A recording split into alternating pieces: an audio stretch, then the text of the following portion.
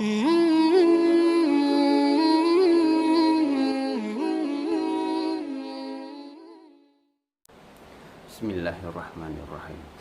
Assalamualaikum warahmatullahi wabarakatuh. Innal hamdalillah nahmaduhu wa nasta'inuhu wa nastaghfiruh wa na'udzu billahi min syururi anfusina wa min sayyiati a'malina.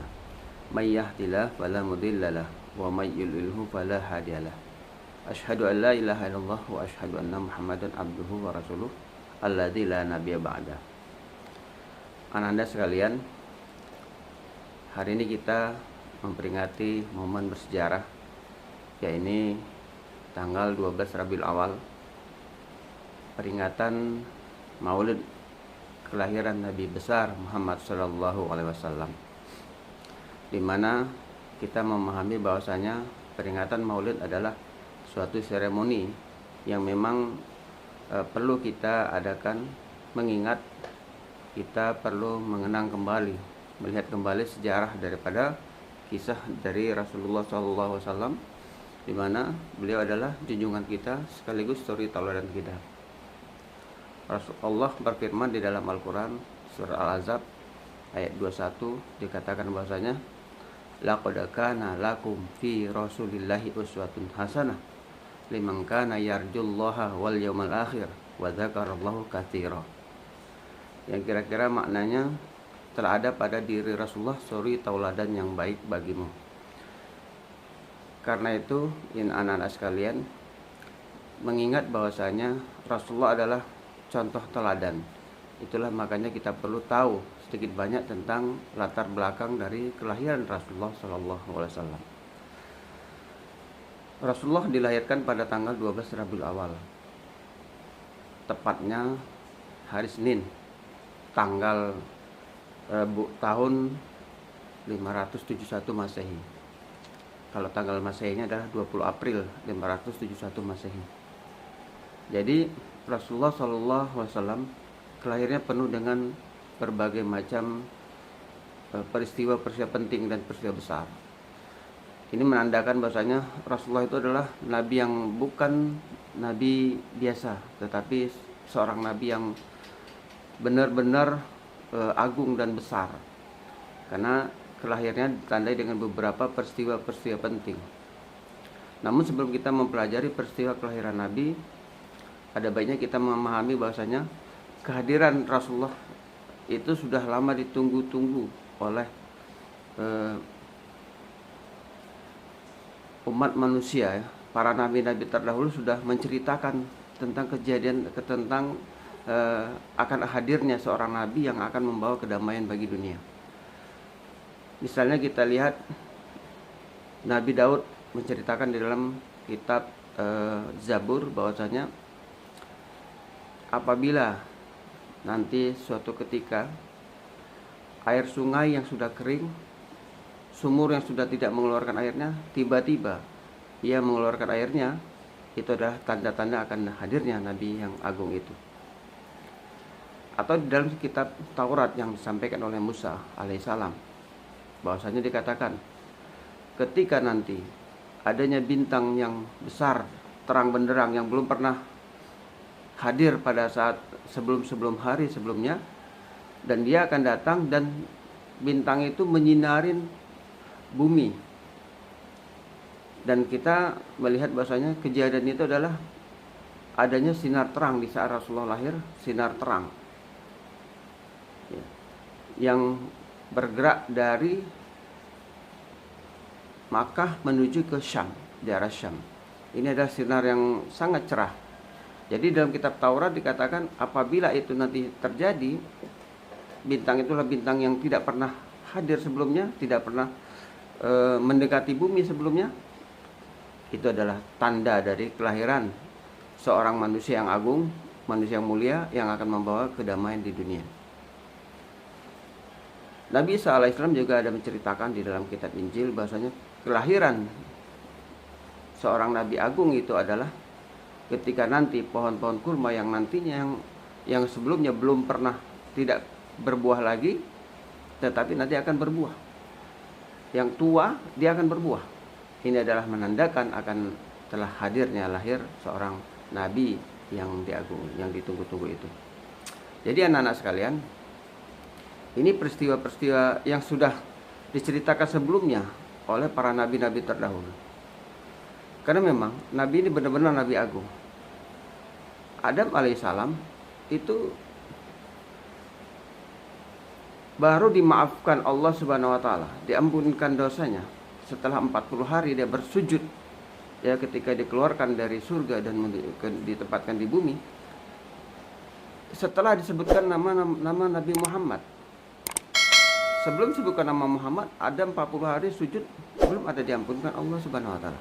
Namun ketika disebutkan nama Muhammad, Adam alaihissalam, ya, akhirnya dimaafkan. Yang lantas Allah bertanya kepada Adam, "Wahai Adam, dari mana engkau tahu ada nama Muhammad?" Kemudian Adam menjawab, "Ya Allah, sungguhnya ketika aku ciptakan, engkau ciptakan pertama kali dan kau tiupkan ruh ke dalam diriku, aku melihat menengadah ke atas, ke aras, kulihat ada nama yang sejajar dengan namamu. Tertulis di aras itu adalah La ilaha illallah Muhammad Rasulullah. Dalam hati aku berpikir, ini nama Muhammad itu adalah nama yang pasti istimewa, sehingga nama itu engkau sejajarkan dengan namamu. Kalau bukanlah orang yang istimewa, tidak akan mungkin kau letakkan sejajar dengan namamu. Itulah makanya aku sebutkan nama itu. Alhamdulillah engkau telah maafkan aku dan kau ampunkan atas dosa dan kesalahanku." Jadi ini bukti bahwasanya itu adalah Nabi Agung. Ada juga kisah Nabi Musa alaihissalam. Beliau pernah meminta kepada Allah, "Ya Allah, izinkan aku menjadi umat Muhammad." Namun permintaan Musa ini tidak dikabulkan Allah Subhanahu wa taala. Kenapa Musa meminta menjadi umat Muhammad? Karena begitu banyak keistimewaan menjadi umat Muhammad. Kita adalah manusia yang tidak ada apa-apanya dibanding Nabi Musa. Perjuangan kita tidak seberat perjuangan Nabi Musa, kalaupun kita berjuang. Nabi Musa menghadapi seorang raja yang sangat zalim, yang sampai dirinya mengaku sebagai Tuhan, Fir'aun laknatullah. Bahkan Fir'aun telah membunuh mungkin ribuan bayi seluruh dunia. Fir'aun ini memiliki kerajaan yang sangat besar. Bahkan beliau pernah membangun menara yang apabila dia berdiri menara itu, maka seluruh batas pinggiran dari daratan itu nampak, keliling nampak.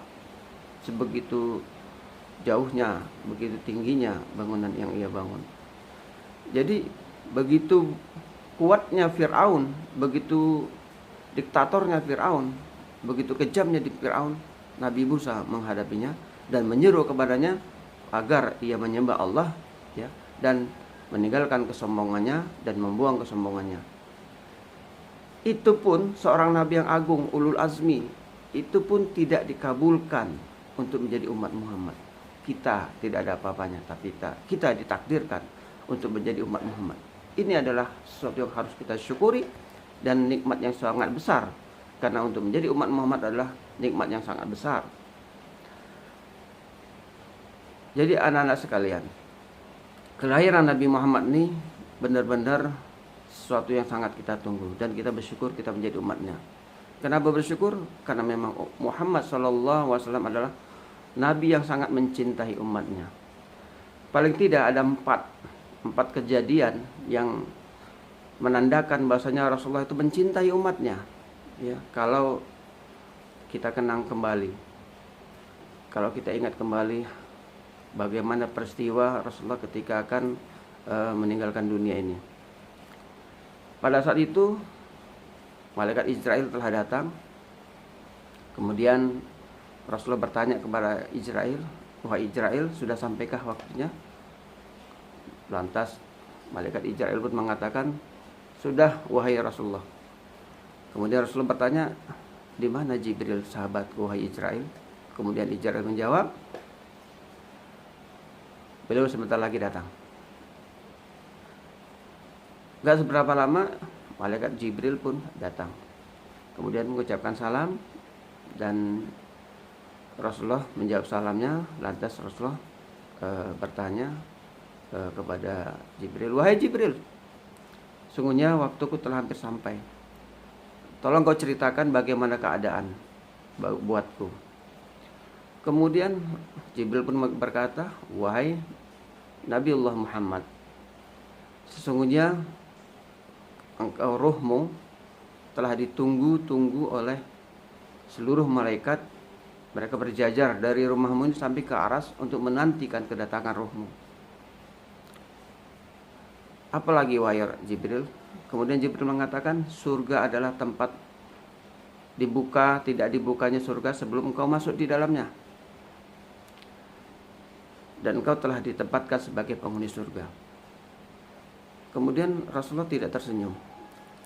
Sampai-sampai Jibril menjawab berkata, wahai Muhammad, kenapa engkau tidak bahagia dengan berita yang baik itu? Apakah itu kurang? Lantas Rasul berkata, wahai Jibril, bagaimana dengan umatku? Ya, kemudian Jibril berkata, wahai Muhammad, sungguhnya surga tidak akan ditempati oleh umat-umat lain sebelum umatmu lebih duluan masuk ke dalamnya. Dan ini membuat Rasulullah tersenyum. Dan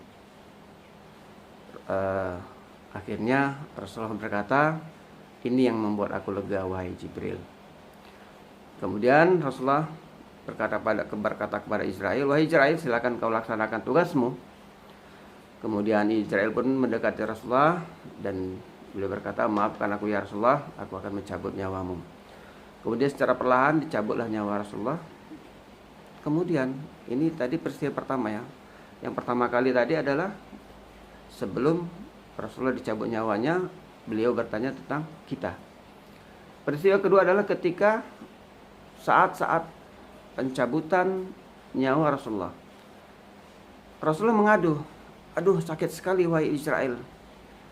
Kemudian Rasulullah bertanya kepada Israel, wahai Israel, kenapa sakit seperti ini? Israel menjawab, wahai Muhammad, sesungguhnya sakit yang kau alami ini adalah 70 kali lebih ringan dari sakitnya orang-orang lain yang telah aku cabut. Tidak ada orang yang seringan ini sakitnya. Kemudian Rasulullah berkata, sudah engkau ringankan 70 kali tapi masih sakit seperti ini wahai Israel. Iya benar wahai Rasulullah, memang sakaratul maut itu sakit. Kemudian Rasulullah berkata, wahai Israel, bagaimana dengan umatku? Apakah engkau cabut seringan ini? Rasulullah Israel mengatakan, tidaklah wahai Rasulullah, sakit yang kau rasakan ini sangat ringan sekali, dan umatmu akan merasakan sakit yang sangat berat. Lantas Rasulullah juga berkata, wahai Israel, aku meminta kepada Allah, ya Allah, kalaulah boleh ya Allah, aku minta padamu, timpakanlah sakitnya sakaratul maut buat umatku ini hanya kepadaku, sehingga umatku tidak akan merasakan sakitnya sakaratul maut. Jangan anak sekalian, ini kali kedua Rasulullah mengingat kepada kita di saat sangat berat baginya, saat merasakan sakitnya sakaratul maut. Dia ingat dan dia inginkan agar sakit yang kita rasakan saat sakaratul maut tidak seperti mana yang ia rasakan itu, sehingga dia minta agar ditimpakan seluruh sakit itu kepadanya. Adakah manusia seperti ini selain Rasulullah? Enggak ada. Ini adalah manusia yang luar biasa. Rasulullah adalah luar biasa sekali. Sebagai pemimpin, sebagai Nabi kita yang memandu kita menuju ke jalan yang kebenaran. Itu yang kedua.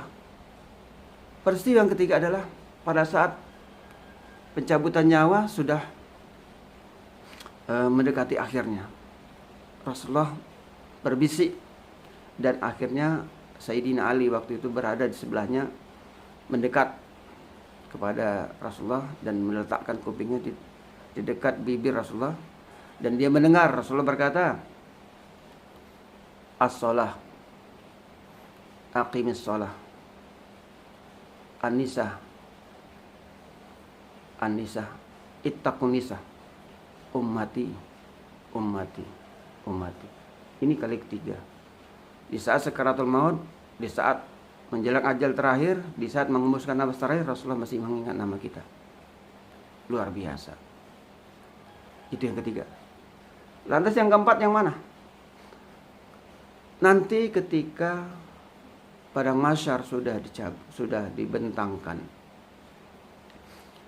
Ketika selesai seluruh manusia dan makhluk yang ada di muka bumi itu dicabut nyawanya dan seluruhnya mati, Allah kemudian selama 40 tahun beliau bersorak kepada seluruh penghuni yang pernah hadir, di mana mereka-mereka yang dulu telah menyombongkan diri, di mana mereka dulu telah mengaku adanya nabi dan tuhan-tuhan yang lain, di mana makhluk-makhluk yang dulu mengaku diri sebagai Tuhan. Tidak ada lagi manusia, tidak ada lagi makhluk yang lebih perkasa. Aku yang sangat perkasa. Ini anallah, aku adalah Allah. Kemudian setelah 40 tahun, Rasulullah mulailah menghidupkan satu persatu para malaikatnya. Yang di antaranya adalah malaikat Jibril, Mikail, Israfil, kemudian Ridwan, Malik. Kemudian dibentangkanlah sebuah mahkamah. Allah membagi-bagi tugas kepada para malaikat. Wahai Ridwan, engkau siapkan surga yang terbaik buat umatku, buat hamba-hambaku yang telah bersusah payah beribadah dan mengingatku, yang selama ini memuji-pujiku. Berikannya tempat terbaik buat mereka. Wahai Malik, engkau siapkan neraka jahanam yang membakar, yang panasnya luar biasa, buat umat-umat hamba-hambaku yang dulunya menentang kepadaku, tidak ingat kepadaku, durhaka kepadaku, sombong dan luar biasa, moral yang tidak baik. Berikan kepada mereka siksa yang pedih dari api yang paling berat. Kemudian, wahai Jibril dan Mikail, tolong kau cari kubur dari kekasihku Muhammad. Bawakan ia ke dalam surga. Ambil buroh yang ada di surga, minta kepada Ridwan untuk membawakan kekasihku Muhammad. Labbaik, kata Jibril dan Mikail. Lantas Jibril dan Mikail menuju surga mengambil buroh dan segera mencari ke dataran padang mahsyar. Namun setelah berkeliling sekian lama, tidak ada yang nampak oleh Jibril, karena sudah rata. Tidak nampak lagi bekas-bekas kubur Rasulullah. Tidak nampak lagi di mana letaknya kota Mekah yang dahulu, kota Madinah yang dahulu, Indonesia yang dahulu. Tidak nampak. Sudah rata semuanya. Sehingga akhirnya Jibril berkata kepada Mikail, wahai Mikail, gimana kita akan mencari? Kita tidak melihat adanya tanda-tanda akan kubur dari Muhammad SAW. Kemudian mereka berdiskusi, akhirnya mereka bersepakat, kalau begitu kita minta pada Allah petunjuk di mana letak kubur dari Rasulullah. Kemudian Jibril dan Mikail bermohon kepada Allah, ya Allah, tolong kau tunjukkan tanda-tanda di mana kubur dari kekasihmu Muhammad SAW.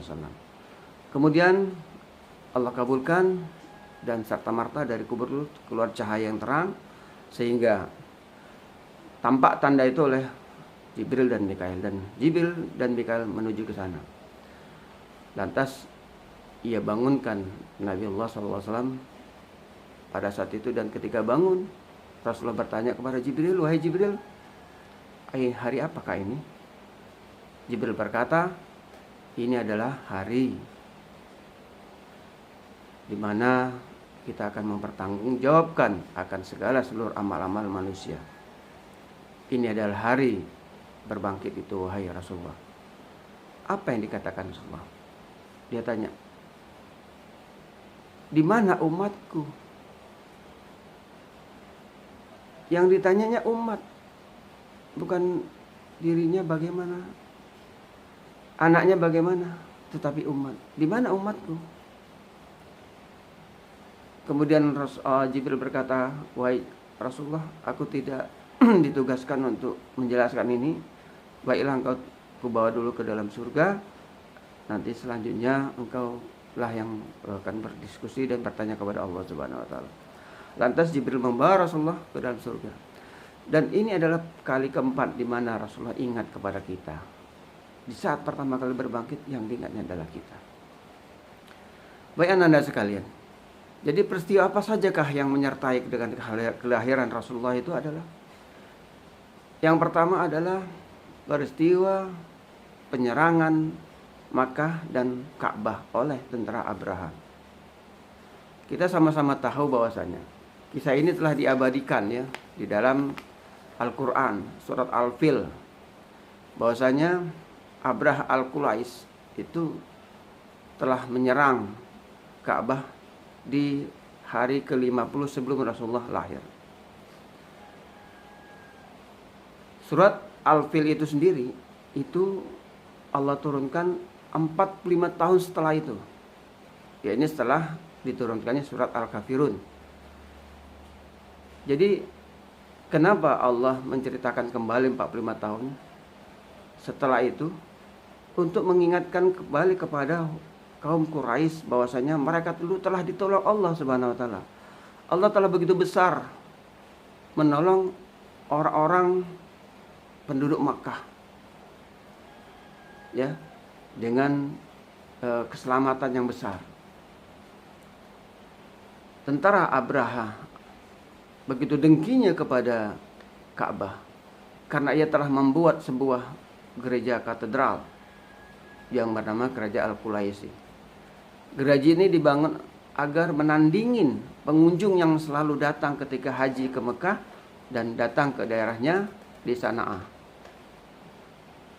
Abraha setelah membangun gereja itu, dia sampaikan kepada seluruh manusia, umat manusia agar datang. Namun tidaklah datang seperti mana jemaah haji datang ke Ka'bah. Jadi syariat haji itu sudah ada sebelumnya, sebelum Rasulullah membawakan risalah Islam, ya sudah ada. Ini adalah risalah dari Nabi Ibrahim alaihissalam. Jadi anak-anak sekalian, kedengkian Abraha begitu kuat sehingga ia akhirnya mengerahkan pasukannya sebanyak 60.000 pasukan, 2.000 ekor kuda dan membawa belasan ekor gajah besar-besar, ingin menghancurkan, menyerang Mekah dan menghancurkan Ka'bah agar tidak ada lagi manusia mengunjungi Ka'bah. Segitu bencinya dan dengkinya, hasad hatinya kepada Ka'bah. Akhirnya datanglah mereka sampai akhirnya tinggal di perbatasan, dan Abdul Muthalib dia panggil ya sebagai pimpinan Ka'bah, pimpinan kota Mekah dan yang menjaga Ka'bah, yang merawat Ka'bah ya, membersihkan Ka'bah, kemudian memberikan makan jemaah haji. Ini adalah orang Quraisy yang ditugaskan oleh kaumnya Abdul Muthalib. Dan Abdul Muthalib ketika sampai mendatangin Abraha berkata kepadanya, "Wahai pemimpin Makkah, aku akan menyerang Ka'bah dan Mekah. Ya, segera singkirkan seluruh kaummu agar mereka tidak terkena dari keamukan dari pasukanku." Lantas Abdul Muthalib berkata, "Wahai Abraha, engkau telah menahan ternakku, 200 ekor ternakku yang ada engkau telah tahan, tolong kau kembalikan."